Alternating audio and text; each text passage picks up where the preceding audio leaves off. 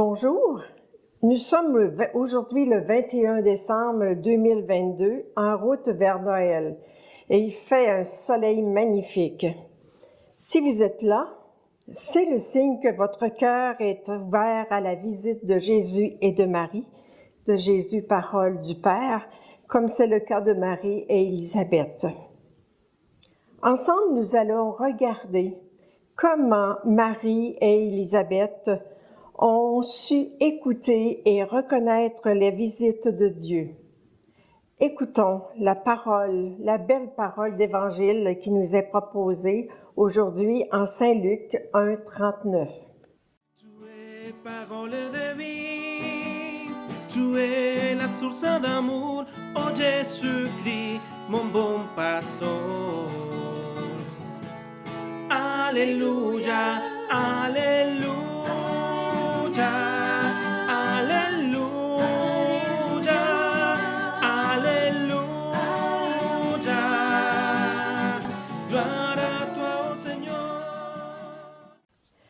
En ce temps-là, Marie se mit en route et se rendit avec empressement vers la région montagneuse dans une ville de la Judée.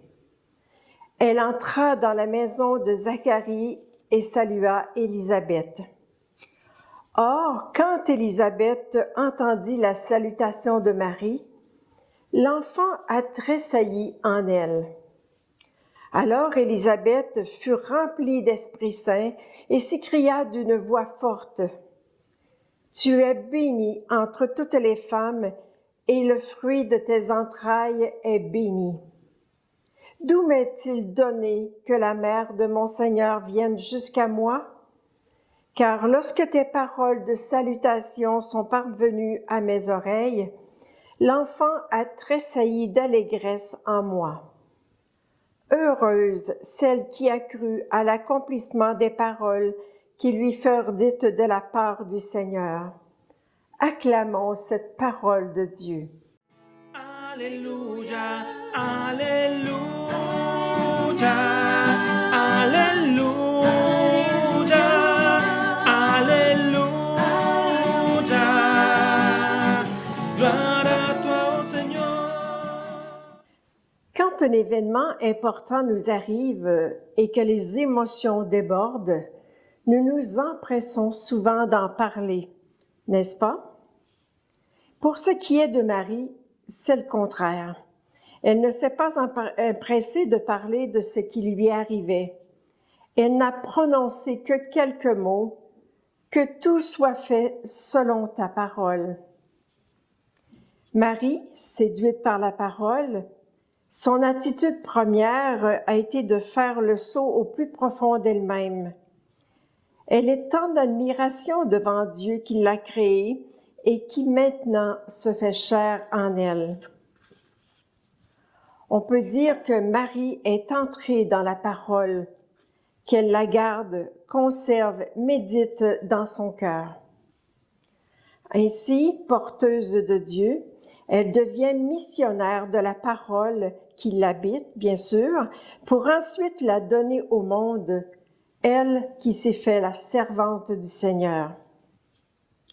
C'est pourquoi, apprenant que sa cousine Élisabeth a reçu elle aussi la faveur de Dieu, qu'elle en est à son 6e mois, Marie s'empresse d'aller l'aider. Mais devant Élisabeth, c'est la rencontre, Marie-Élisabeth, c'est la rencontre de deux femmes ayant la faveur de Dieu. Mais elles ne sont pas seules, car les deux fils sont là, eux aussi, dans cette rencontre. Il y a le précurseur, Jean-Baptiste, et le Messie, Jésus. C'est là que commence la nouvelle alliance de Dieu avec son peuple. La visitation de Marie est un moment eucharistique, car c'est la lumière du Christ qui vient à Élisabeth à travers Marie. Les deux femmes ont en commun leur maternité, bien sûr, mais surtout le fait que leurs fils sont les enfants de l'impossible. Élisabeth était stérile et Marie n'avait pas encore rencontré d'homme. toutes les deux témoignent dans leur cœur que rien n'est impossible à Dieu et que croire, c'est voir l'invisible. Mais aussi, nous avons cette capacité de voir l'invisible grâce au cadeau de la foi que nous avons reçu à notre baptême et que nous avons entretenu. Ce grand mystère de vie en nous, cet amour qui nous dépasse, que nous sentons plus ou moins présent à certains jours, seule la foi nous permet de le voir. Cet amour en nous, nous avons la responsabilité de le mettre au monde par le don de nous-mêmes aux autres. Comme Marie, bienheureux et bienheureuses sommes-nous si nous croyons au plan d'amour de Dieu pour nous. Oui, le Christ est venu, il vient et il viendra. La foi nous garde dans l'espérance que tout s'accomplira selon la promesse. Le Christ sait bien que nous sommes fragiles et que notre espérance tombe vite parfois. Alors, il nous a laissé Marie, sa mère, qui vient nous visiter de la part de Dieu pour nous redire « Si tu savais comment Dieu est proche de toi, si tu savais comment Dieu est proche de toi et comment il t'aime. » À Noël est dans 3 jours. Demandons-nous, est-ce que le berceau de mon cœur est prêt pour accueillir Jésus et son message d'amour? Alors nous sommes invités à nous approcher de Noël en retrouvant son vrai sens. Mes amis, osons demander en abondance les grâces de Noël, dont celle de l'intelligence du cœur, pour reconnaître et accueillir cet amour. Demandons aussi cette ardeur de Marie pour aller vers les autres, surtout vers les pauvres et les personnes seules. Noël nous donne de belles occasions en ce sens. Demandons à l'Esprit Saint une foi renouvelée pour accueillir Dieu, le Dieu de l'impossible, avec l'attitude essentielle pour le faire, c'est-à-dire l'écoute du cœur et notre oui pour vivre avec Dieu.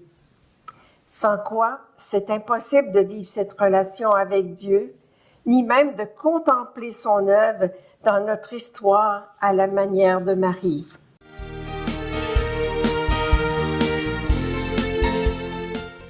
Ma prière pour aujourd'hui, avec Noël qui frappe à notre porte, je vous souhaite que le Seigneur Jésus vienne faire sa demeure dans votre maison, qu'il y fasse régner la paix et la joie, qu'il vous accorde de parler et de penser avec sagesse, qu'il vous donne de croire que tout s'accomplira selon la promesse, et que Dieu nous bénisse, lui qui est Père, lui le Fils Sauveur et l'Esprit d'amour, qui rend possible notre unité.